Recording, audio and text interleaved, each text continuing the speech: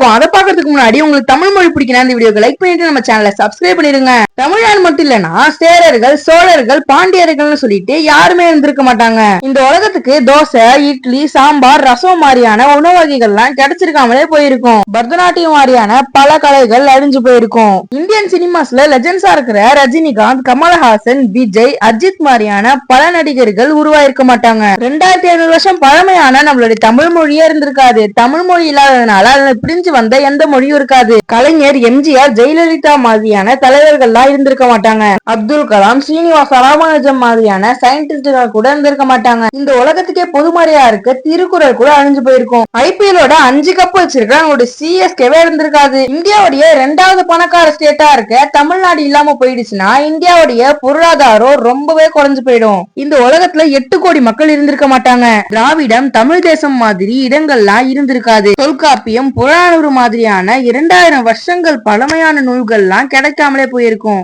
கேரளா, கர்நாடகா, ஆந்திர பிரதேஷ் மாதிரியான மாநிலங்களுக்கு எல்லாம் கடல் எல்லைகள் அதிகமா இருக்கும். இந்த உலகமே பார்த்து வியக்கிற கரிகாலன் கட்டின கல்லணையும் தஞ்சை பெரிய கோயிலும் இல்லாமலே போயிருக்கும்.